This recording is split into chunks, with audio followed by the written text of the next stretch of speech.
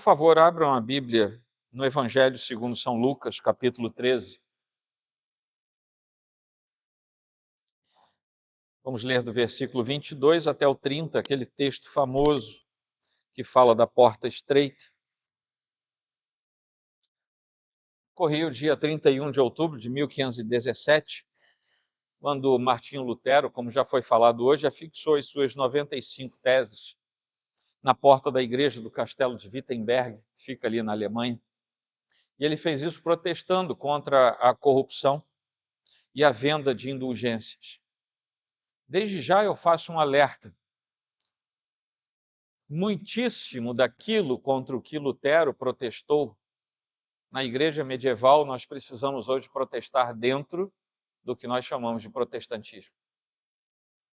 Talvez com outros nomes, talvez com práticas um pouco diferentes, mas com princípios semelhantes.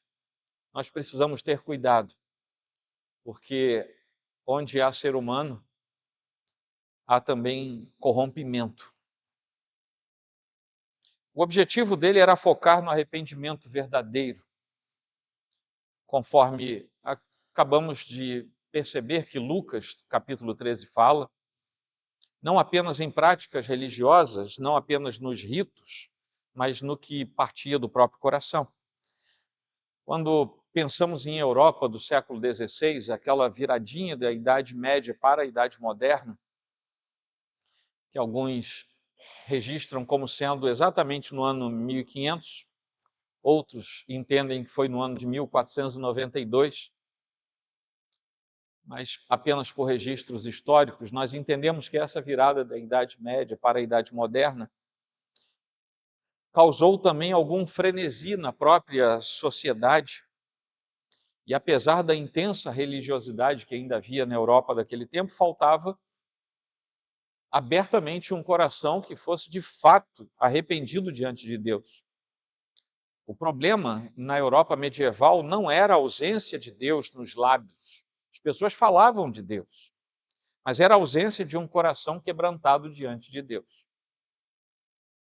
O Evangelho mostra que não são apenas pecadores declarados que são aqueles mais distantes de Deus e da sua soberana presença e vontade, mas também aqueles que confiam na sua própria justiça, que às vezes se declaram como verdadeiros cristãos, saem dos seus lábios profissões de fé, mas a sua prática é como a dos fariseus. Jesus frequentemente confronta essa postura ao longo dos evangelhos. Nós vemos que enquanto ele estava ministrando entre nós, ele faz isso constantemente, enfatizando todo o tempo a necessidade universal do verdadeiro arrependimento, para que pudéssemos nos chegar a ele. Quando nós vemos aqui a viagem para Jerusalém, que é citada no texto, Lucas vai nos dizer que ao se completarem os dias, lá no capítulo 9, ao se completarem os dias em que seria levado ao céu, Jesus manifestou no semblante a firme resolução de ir para Jerusalém. Isso Lucas começa a falar lá no finalzinho do capítulo 9. E nós estamos exatamente agora vendo que Jesus estava a caminho de Jerusalém. Ele não é um peregrino qualquer indo até Jerusalém só porque estava chegando a Páscoa. Ele era conscientemente o Cordeiro de Deus indo até o altar onde seria imolado diante de Deus. É por isso que quando Lucas diz que ele decidiu ir e ele reconheceu que era o tempo de ir, o seu semblante deixou transparecer isso. Durante aquela jornada, a sua jornada da salvação, com a sombra da cruz se aproximando cada vez mais enquanto ele ia para Jerusalém, o Evangelho de João, por exemplo, vai tratar isso desde o capítulo 13 até o final, é Jesus indo para Jerusalém, sendo crucificado. Embora João trate com menos detalhes o ato da crucificação, é o Evangelho que mais elasticamente fala dessa caminhada de Jesus até Jerusalém. Enquanto ele estava naquele caminho, chega gente perto dele, algum anônimo naquela multidão, e pergunta: Senhor, São poucos os que são salvos? Que é uma dúvida comum entre grupos religiosos, pessoas das mais diversas naturezas, querendo saber se ele próprio pertence ao grupo certo. Provavelmente essa pergunta escondia atrás, será que eu sou um deles? Ou seja, sabe aquela história do meu amigo pediu para eu ver com você, quando é você que quer ver alguma coisa? Esse homem chega assim, será que são muitos os que são salvos? Talvez ele quisesse se perguntar, será que eu estou entre eles? Mas em vez de responder com números, como tantas outras vezes a Escritura já tinha falado, como a areia do mar, incontáveis como as estrelas dos céus, dessa vez Jesus não responde com números, dessa vez Jesus responde a ele com uma assertiva: esforcem-se por entrar pela porta estreita, pois eu afirmo a vocês que muitos procurarão entrar, mas não conseguirão. O que nós vemos aqui no início desse texto é uma pergunta errada que gera uma resposta certa. A pergunta feita por aquele homem anônimo, por alguém cujo nome nós nunca vamos descobrir, no meio da multidão, revela apenas uma curiosidade religiosa. É algo que traz a denúncia de uma falta de urgência espiritual, de conceito de espiritualidade correto. Ele quer saber quantos serão salvos.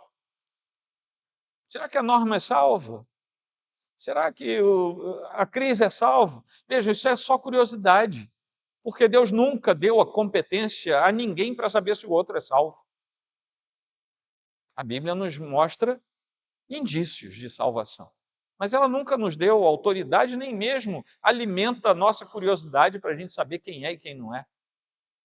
A Bíblia inteira só fala de uma pessoa que não foi salvo, foi Judas, o filho da perdição, só um. A gente imagina que milhares citados na Bíblia não tenham sido salvos, mas a Bíblia mesmo, categoricamente, só fala de um. Existe uma diferença tremenda entre debater a salvação e buscar a salvação.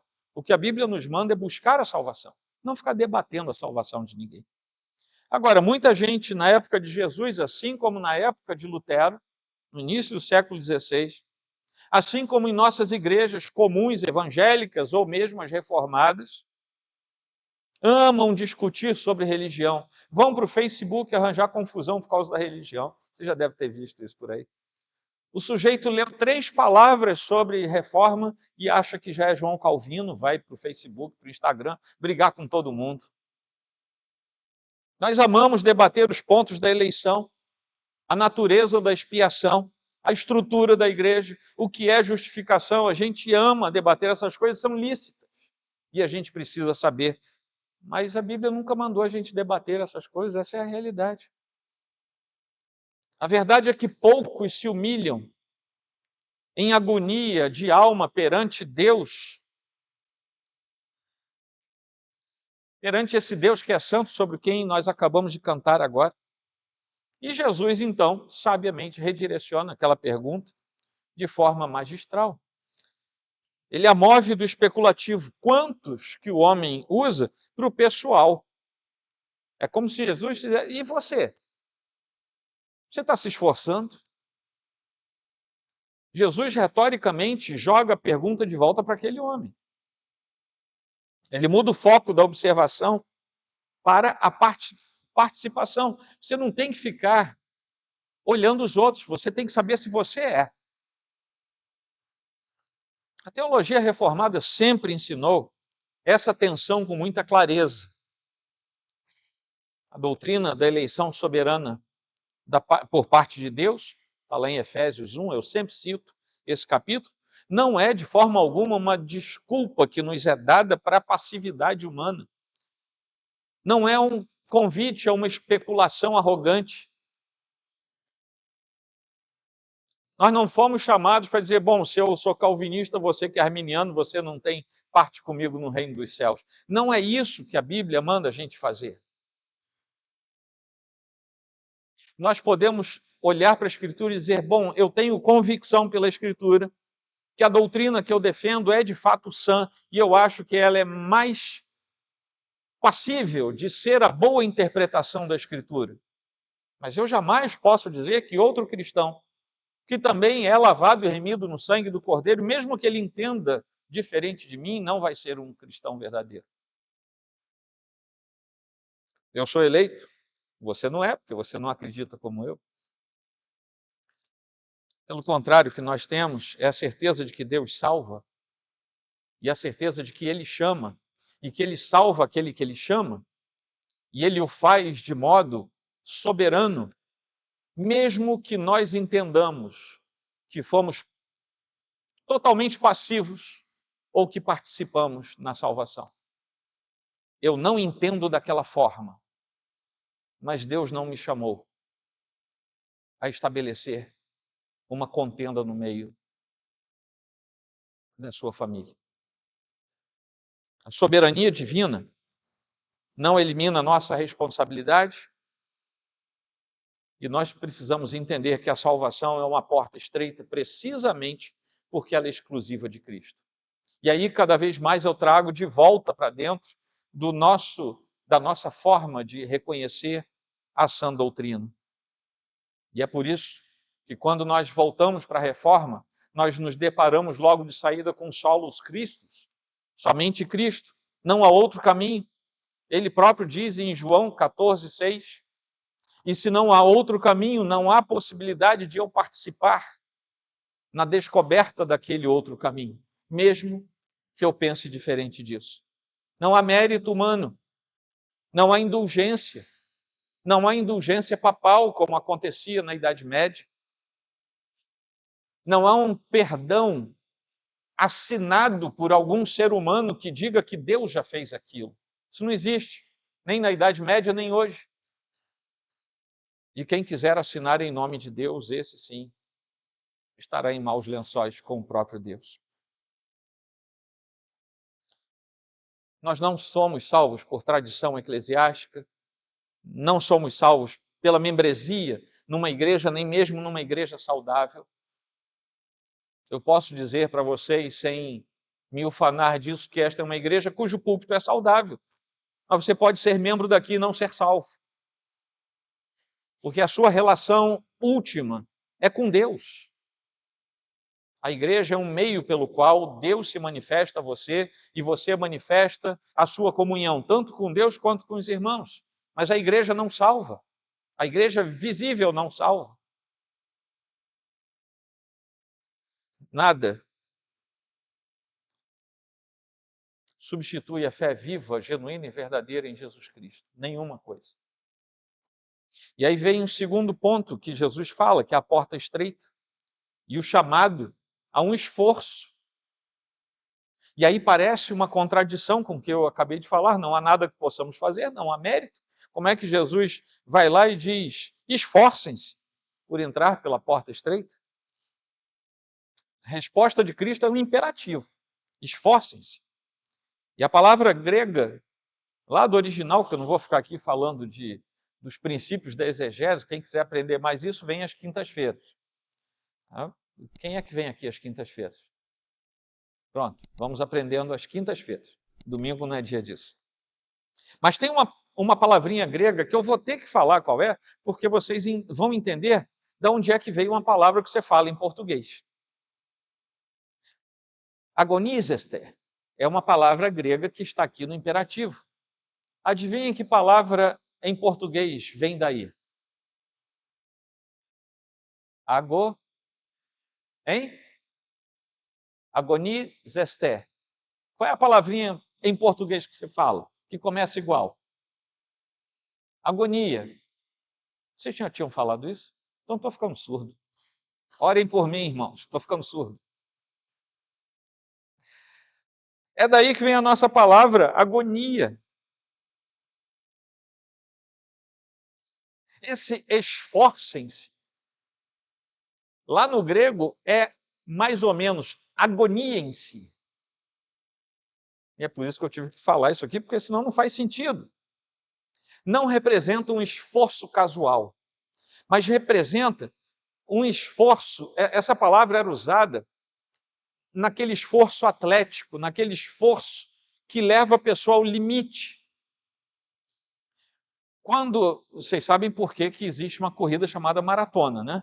Que o sujeito saiu correndo até a cidade de Marathon, 42 quilômetros, cento e poucos metros, e caiu duro. Deu a mensagem, invadiram, pum, caiu morto. Ele correu 42 quilômetros.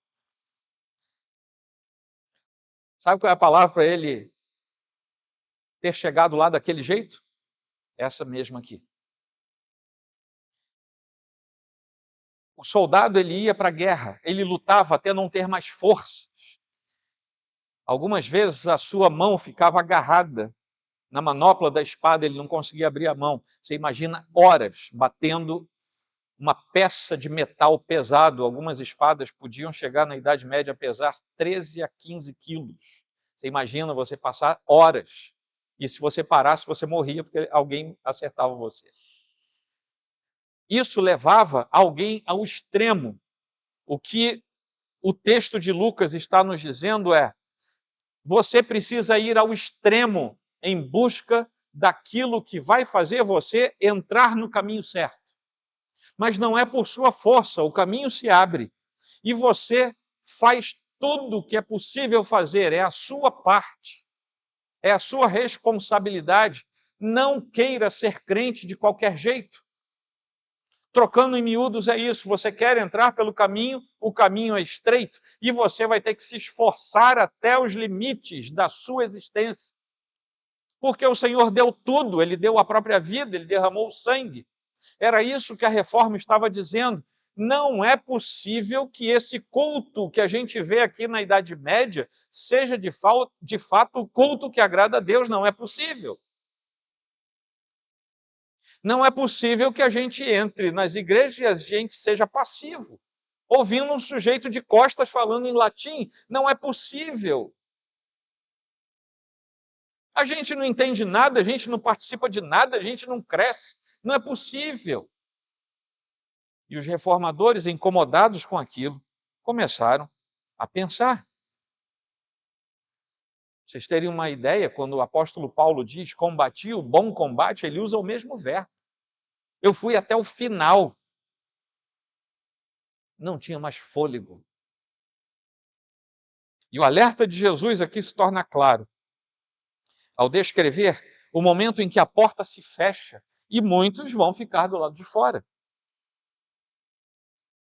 Essas pessoas do lado de fora vão pedir para entrar. Vocês lembram do episódio da arca? E a arca se fecha, a inundação chega e pessoas do lado de fora querendo entrar não tem mais como entrar, a porta se fechou. Podem ser frequentadores da sinagoga, porque eles vão lá e dizem para Jesus: olha, mas é a gente, somos nós, viu, Jesus? Abre a porta para nós, afinal de contas, nós comíamos e bebíamos com o Senhor. O Senhor ensinava nas nossas ruas.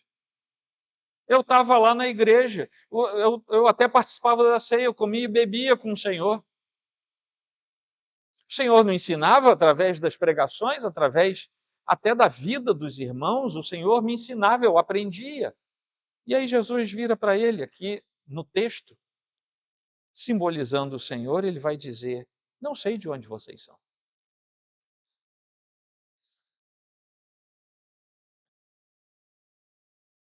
Jesus respondendo a judeus, é como se Jesus estava dizendo: olha, tanto faz para mim se vocês estavam na sinagoga todo sábado. E ele pode nos responder hoje também: tanto faz para mim se vocês estão na igreja todo domingo.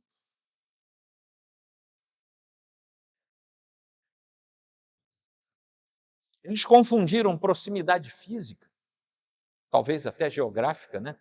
Eles estavam ali perto, com intimidade espiritual. Aquelas pessoas conheciam o nome de Cristo, sabiam quem era Cristo. O problema é que Cristo não os conhecia. Você pode conhecer Cristo, mas se Cristo não conhecer você, você vai ficar do lado de fora. A porta se fecha. Você pode dizer: mas Senhor, eu estava todo domingo na igreja. Ele vai dizer: eu não sei de onde você veio, não sei nem quem é você, não sei de onde você apareceu. E essa foi uma denúncia central da reforma. A cristandade medieval conhecia a igreja, conhecia os seus ritos, conhecia os seus dogmas, conhecia as ordens, conhecia os deveres, mas não conhecia o Cristo da igreja. Muito menos Cristo conhecia aqueles, participava dos ritos, mas não participava da fé viva. Tinha o nome do Salvador nos lábios, mas não tinha o arrependimento no coração. E a resposta de Jesus é clara, é muito dura. Não sei de onde vocês são. Afastem-se de mim, vocês todos os que praticam o mal. E o mal apontado aqui é ouvir a palavra de Deus sem viver a palavra de Deus.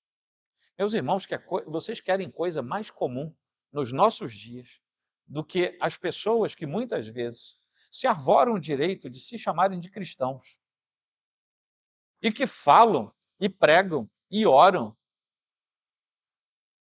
mas não vivem a palavra de Deus? Exatamente isso que foi condenado por Cristo aqui. Esse é o mal.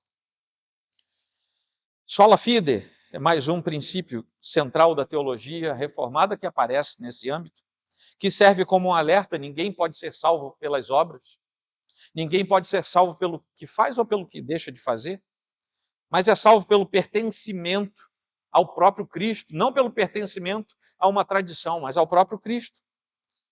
Só entra pela porta, que é Cristo. Quem tem fé verdadeira, aquela que gera arrependimento e que gera obediência. E aí depois o Senhor vai falar no final desse trecho, aliás, Lucas vai nos falar, citando palavras do Senhor, sobre o banquete do reino e aquela inversão soberana que nós vemos tantas vezes da mão do próprio Senhor. E nesse momento Jesus descreve a cena final, do lado de fora da porta. Lembram que pessoas vão bater, não vão poder entrar porque a porta está fechada? Pois é, e quem fica do lado de fora, como é que vai ficar? Jesus diz: choro e ranger de dentes. A expressão máxima do remorso, da angústia, do desespero, porque enquanto a porta estava aberta, não aproveitou que a porta estava franqueada. O choque para os seus ouvintes judeus seria o motivo desse pranto. Quando vocês virem Abraão, Isaque e Jacó e todos os profetas no reino de Deus, mas vocês lançados fora. Vamos fazer uma comparação? Uma igreja, seja ela pequena, seja ela grande, gente que frequenta ali, domingo após domingo, gente até boa, gente com boa intenção, que não tem Cristo no seu coração, nunca entrou pela porta estreita, mas gosta da igreja, está lá na igreja, acha bonitinho, acha bacana, acha que a igreja tem gente boa, e tem mesmo, graças a Deus. Ou uma igreja grande, talvez você até meio perdido ali naquela multidão. Mas ali, seja numa igreja pequena ou na grande, vai ter gente batendo na porta depois de ela estar fechada. Ele aqui estava falando diretamente dos judeus, mas vocês imaginem alguém que passou anos da sua vida indo à igreja, quase dominicalmente, e de repente descobre que estava fora do caminho. Foi exatamente isso. E vai levar um susto. Mas, Senhor, sou eu. Eu comia contigo, eu andava contigo. E ele vai ouvir: olha, sinto muito, eu não sei quem é você não. A confiança daqueles judeus estava na sua linhagem, porque eles eram filhos de Abraão. Capítulo 3, Lucas tinha insistido em dizer que eles eram os filhos de Abraão. Mas Jesus diz que a herança étnica, assim como eu afirmo a vocês que uma herança eclesiástica, familiar, não garante nada. É necessário uma relação pessoal, individual, íntima com o Senhor. Ao mesmo tempo em que eles são lançados fora nesse texto, existe uma inclusão, que é sobre isso que eu falo, existe uma inversão, uma inclusão surpreendente. Olha, vocês que são filhos de Abraão, de Isaque, de Jacó e de todos os outros, vocês vão ficar de fora porque não me conheceram. Mas muitos virão do Oriente e do Ocidente, do Norte e do Sul, e tomarão lugar à mesa no reino de Deus. O Senhor nos surpreende ao nos chamar. Nós somos esses que chegaram do Norte, do Sul, do Oriente e do Ocidente. Mas a mesma verdade que servia para aqueles judeus serve para nós. Não é porque ouvimos falar que o nosso coração foi salvo. Precisamos nos arrepender e precisamos obedecer. A reforma também restaurou essa verdade. A igreja verdadeira, que é aquela igreja invisível, que é a noiva do Cordeiro, não é uma instituição territorial, não é uma instituição étnica. Não se limita nem a Roma de um lado, nem a Genebra do outro lado. Não se limita nem à sede do catolicismo e nem à sede naquele momento, logo depois de Lutero, do protestantismo. Não se trata disso. Como afirma o Catecismo de Heidelberg, lá na sua pergunta 54, a igreja é o conjunto dos eleitos de Deus, estejam onde estiverem, tenham vindo de onde vierem, aquele conjunto dos eleitos que ele próprio, Deus, reúne, protege, conserva, e pela sua palavra e pelo seu Espírito, os mantém conservados. A mesa do banquete é larga, e Deus, em sua soberania, a encherá com convidados de todas as partes do mundo. Mas para chegarem lá, tem que ter chegado pelo caminho estreito.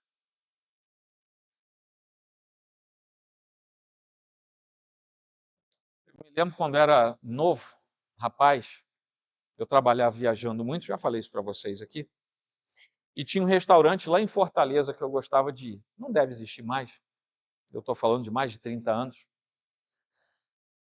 E esse restaurante era engraçado, que era um corredor, era uma casa, você não dizia que era um restaurante, nem sei porque que aquilo era assim, mas era um corredor, era o muro e a casa, era um corredor relativamente estreito. Você entrava por ali, era um restaurante só para os iniciados, né? Alguém falava para alguém, sabe? Ali tem um restaurante legal, assim. E você chegava lá, você andava, aquele corredor longo, meio escuro, era até meio estranho. É de Fortaleza, viu?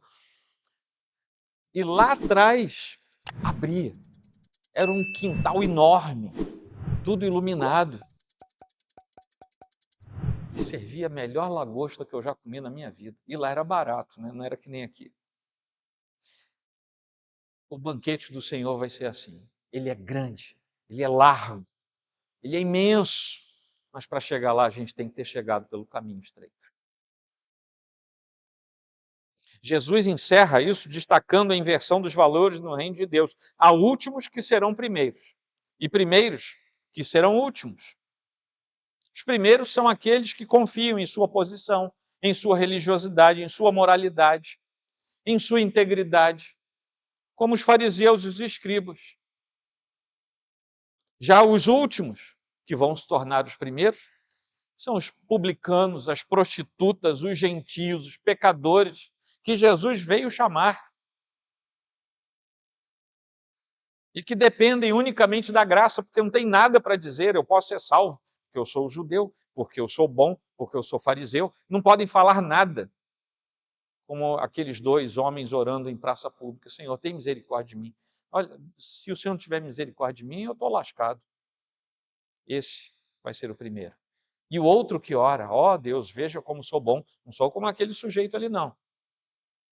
Esse vai ser o último.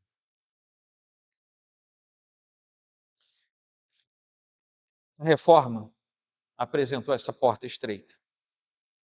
E uma das lembranças que a reforma nos traz é esse arrependimento contínuo.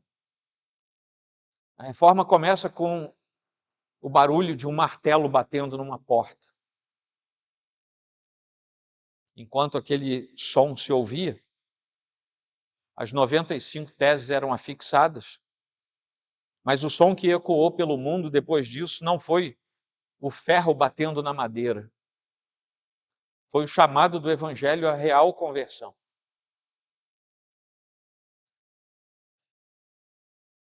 Não houve a intenção de dividir a igreja, como o presbítero Diego falou aqui.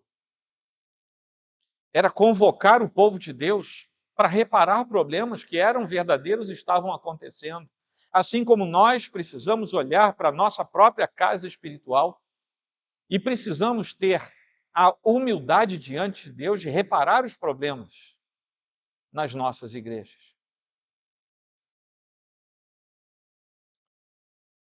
Lutero expressa em sua primeira tese o seguinte: toda a vida dos seus crentes na terra seja contínuo arrependimento.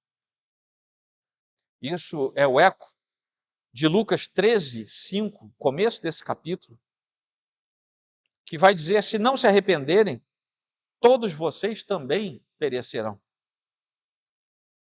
Na reforma foram estabelecidos e sistematicamente reafirmados aquilo que nós chamamos de 5 solas, em que Deus é soberano e deve receber a glória, e somente Ele é o soli deo glória, em que Cristo é suficiente para tudo, principalmente para a nossa salvação, é o solus Christus. A fé é o meio pelo qual tudo isso acontece, o sola fide. A graça é a causa de tudo, porque sem ela não conseguiríamos fazer nada, é o sola gratia. E as Escrituras são a única autoridade sobre a nossa vida, a nossa regra única de fé e prática, o sola Scriptura. Mas o meio pelo qual essa verdade se torna viva em nós é o mesmo chamado agonizante de Lucas 13. Esforcem-se por entrar pela porta estreita. Passado um tempo, em 1678, estava preso por pregar fora da igreja estatal, ou seja, não era autorizado a pregar, um sujeito chamado John Bunyan, um puritano, e ele escreveu uma famosa obra de alegoria cristã chamada O Peregrino. Nossos adolescentes estão lendo O Peregrino. Então, se você quer ser tão bom quanto os nossos adolescentes, leia também O Peregrino. Ainda temos lá, Max? Temos exemplar do Peregrino. Temos um exemplar, quem descer correndo pega na frente. Nessa obra, o personagem cristão, que é o personagem central, vive num lugar chamado Cidade da Destruição.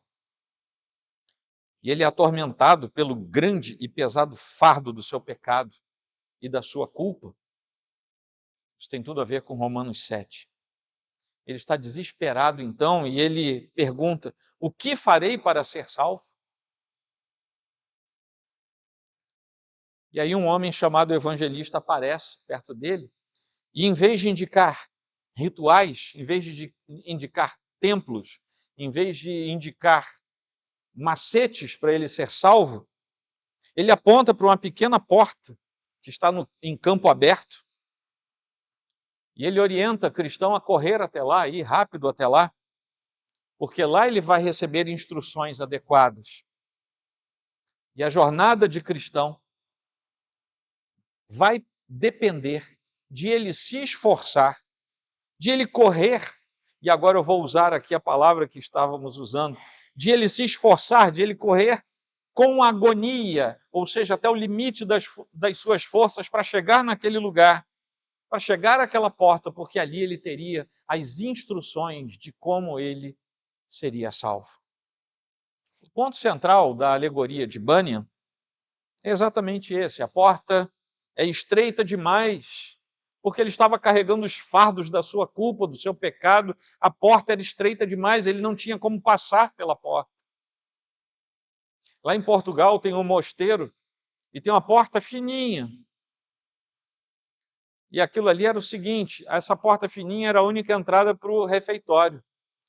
Se o monge engordasse, ele não podia entrar para comer. Ele ia ter ficado lá de fora.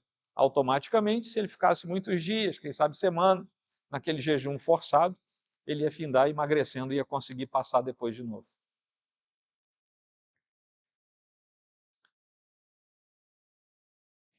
O cristão tinha que deixar a bagagem para trás. O cristão tinha que deixar o fardo da culpa e do pecado para trás. Porque a gente só entra no caminho estreito sem carregar a culpa, sem carregar o pecado. O caminho é Jesus. E quando ele abre a si próprio para nós passarmos, ele fala: você entra, mas o seu pecado fica. Você entra, mas o seu fardo fica, porque eu sou a porta, mas eu sou uma porta estreita. Seu pecado não passa aqui.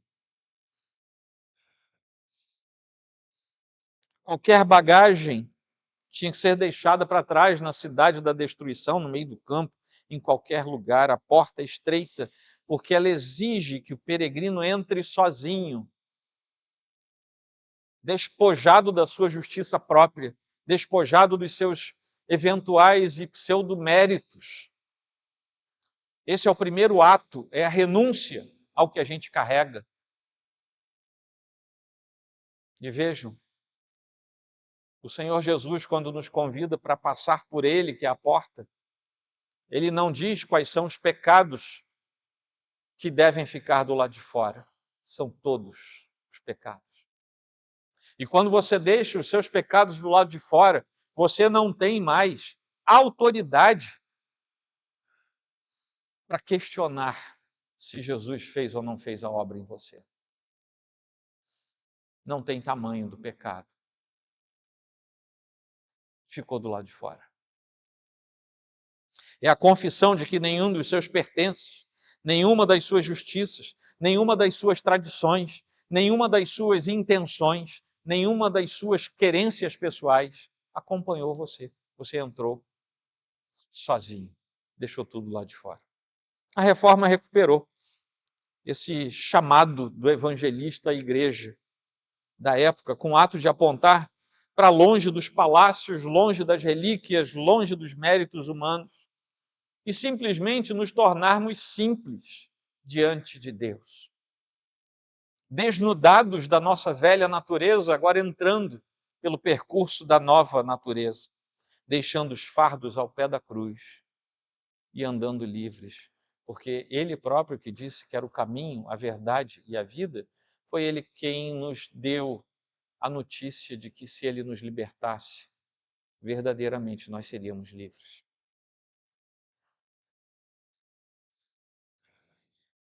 O difícil é ouvir de novo Jesus falando: olha, cuidado que a porta um dia vai fechar. Isso é difícil para a natureza humana. Isso é notícia difícil. Mas tem uma notícia boa. É que a porta ainda não fechou. Se a gente ainda está aqui dizendo: olha, cuidado que a porta pode fechar, é porque ela ainda não fechou. Está aberta. Jesus está a caminho de Jerusalém e ao final daquela jornada, a porta estreita assumiria definitivamente a forma de uma cruz.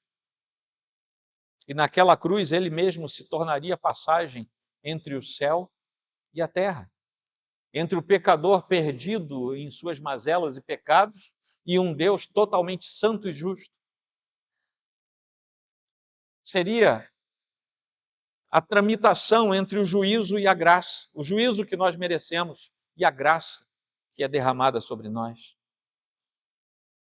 E Ele próprio é a porta para a gente passar. Hoje, exatamente agora, 6:15 desta noite de 26 de outubro de 2025, a porta ainda está aberta. Quanto tempo ela vai ficar aberta? Eu não faço a mínima ideia. E ninguém aqui faz a mínima ideia. O convite de Cristo para que cada um se esforce, para que cada um entre nesse esforço máximo, ainda está válido. Lembrando-nos que a advertência também é válida. Um dia, o dono da casa vai se levantar e vai fechar a porta. Quem não tiver entrado vai ficar do lado de fora. A salvação é pessoal. Não se entra no reino por tradição familiar, tradição religiosa, filiação a uma igreja. Já deixa eu aproveitar, se você é membro comungante dessa igreja, você não vai ser salvo porque é membro comungante dessa igreja. Você vai ser salvo por causa do sacrifício de Cristo. A porta é estreita.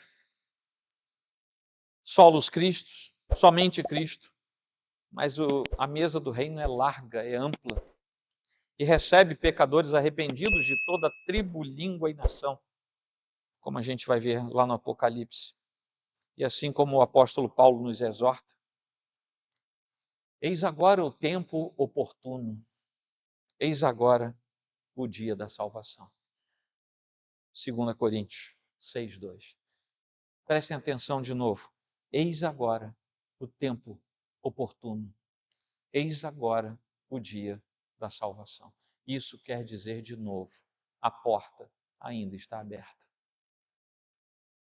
Que o Senhor, neste tempo da nossa vida, nos leve novamente até essa porta. A porta que é estreita, que é o próprio Cristo, nosso Senhor. Para que diante dele, humilhados em arrependimento e confiantes, somente nele, nós possamos entrar no reino da sua graça. Amém? Vamos inclinar nossa fronte. Aí, assim como estamos, vamos orar ao Senhor. Eu peço que você ore primeiro, faça a sua oração. E em seguida eu oro com você.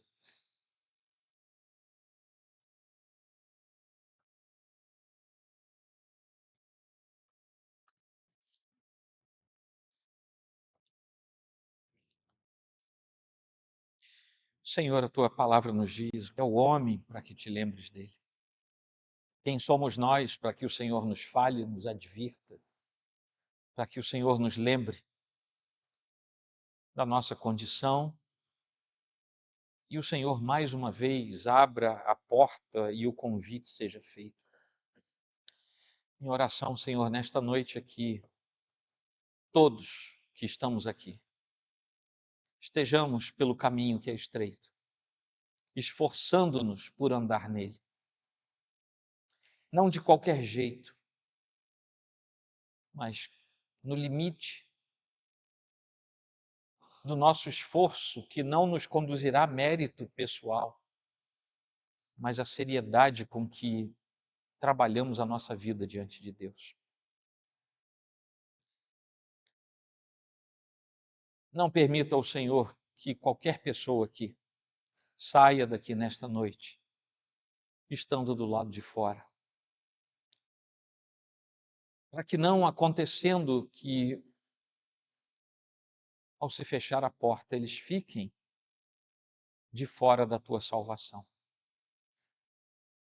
Mas constrange o coração, trabalha no íntimo e faz com que aquele, quem sabe, que sempre achou que era o último, esteja entre os primeiros. Não para orgulho, mas para a glória de Deus Pai. E que nós assim sejamos cheios da tua misericórdia, da tua paz. Salva, ó Deus, qualquer um que entrou perdido neste lugar. Renova, Senhor Deus, qualquer um que entrou precisando ser avivado neste lugar. Restaura corações, salva vidas e anima aqueles que, andando contigo, tantas vezes ainda tropeçam nas questões deste mundo. Todos nós estamos nessa mesma situação, mas ajuda-nos, ó Deus, a que tenhamos a resposta certa para o Senhor, que nos esforcemos diante de Ti, a fim de alcançarmos, não por nosso mérito, mas por Tua graça, o podermos andar contigo até aquele dia em que do caminho estreito estaremos na grande mesa do Senhor. E isso para todo sempre. É em Cristo que oramos. Amém.